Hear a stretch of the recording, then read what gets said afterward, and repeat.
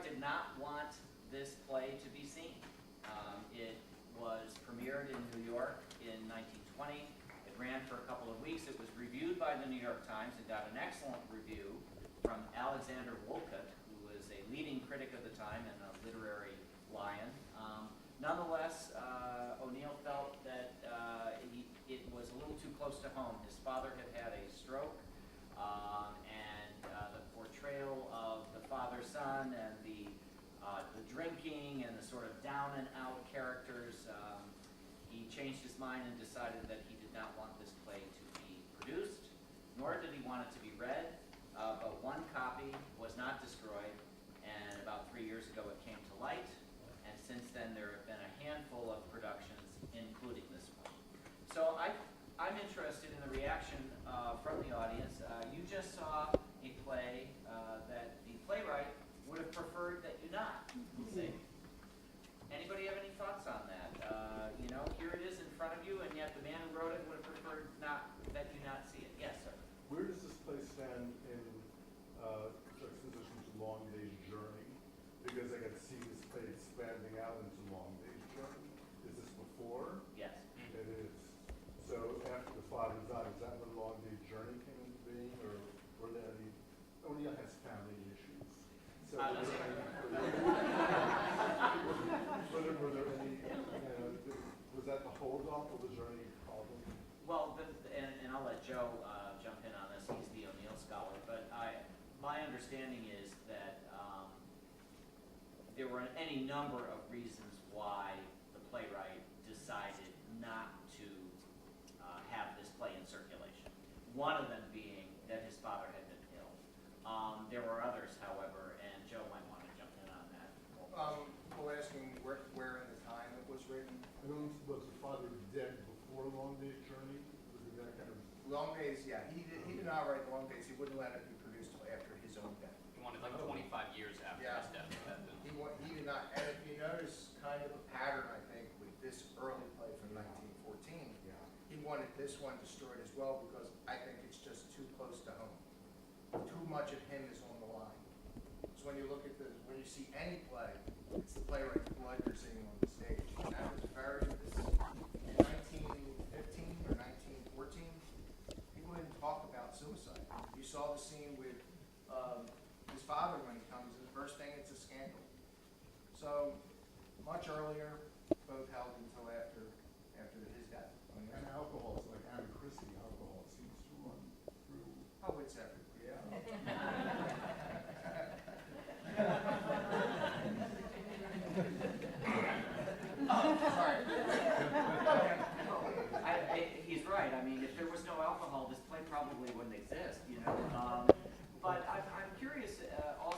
some discussions in some of the earlier Q&As about people's sense of the ending of the play, whether they see it as hopeful, whether they see it as, you know, the title comes from the fact that Ned feels released. He feels there's been a cleansing of some kind. He's been perhaps transformed, and now he's going to make this leap. And I'm curious what you all think of the ending. If you find it optimistic, is it upbeat, is it not? Just curious. Anybody have any thoughts on that? I think it is. I think he has the line, the Lord gave him another chance. In other words, he tried to commit suicide, and whether that's the Lord or not, gave him another chance, you know, so, I do think, I don't know what will happen in Montana with his buddy, but I do. Minnesota, I'm sorry. Minnesota, but that's how I see that. This gentleman and Yeah, well, an exorcism by definition in the religious tradition is the excising of a demon. And if you, as I watch the play, the demon is released, partly, because he still has this tension with his father. And when I studied with an old rabbi about family systems, he told me that for every time there's a suicide, look for a strong character in the family system, because they often help to precipitate the suicide. And as you're watching the father character in the play, definitely a strong person. What you did was scandalous. What you did was a crime. Your old job's waiting for you. Not what do you want, son, what will help you, but this is what I want. So It's that a- it's- dynamic's there. I see hope at the end. yes, ma'am. Well, I just don't see the lead character. I think it's brilliant anyway. It's all in its place. And he didn't have to do it, but others sort of did. Your own father went up, hey, set him up in the country, don't. Rest. Time you drink. None like in the summertime. So you then, I don't think he's going to do much different. But I see life working, you know, so I have a sister who does not believe in coincidence. She believes in divine plan, I think. I'm looking for coincidence. I like this. Could you sum up the comments? We can't hear the. Oh, I'm sorry.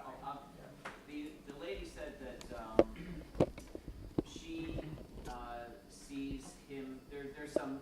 You don't necessarily see an optimistic ending, but he is leaving.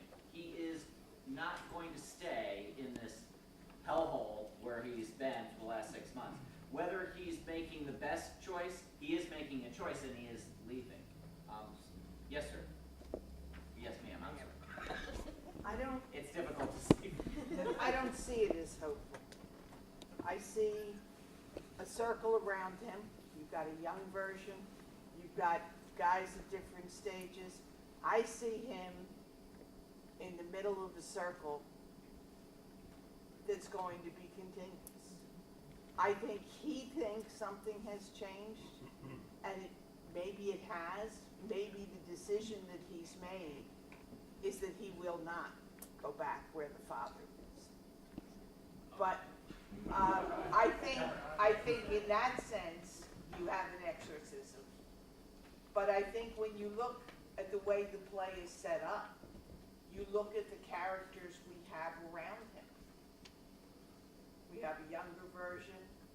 We have people at different places. I think he's just decided that this is where he's going to be. It's definitely apparent that I wake up, come to, and I start drinking, and so that demon is very much there, and will beget more of the cycle. But one of the demons could be plausibly seen as being, you know, that I got rid of it. But again, it's a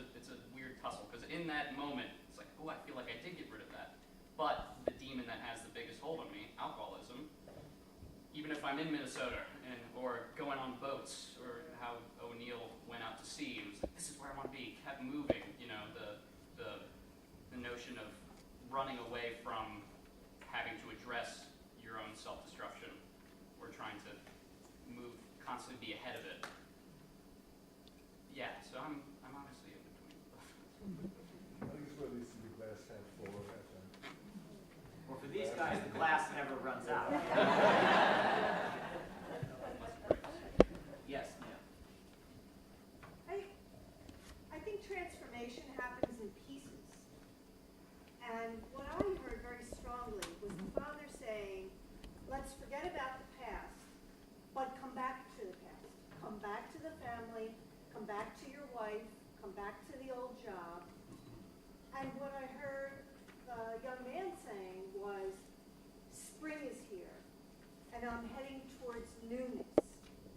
And so the demon of the alcohol may still be there, but there is a strong desire for newness. And one step at a time, whatever newness you can create in his life, moving towards that. So I do have a sense of hope. Maybe it's just because I'm an optimist.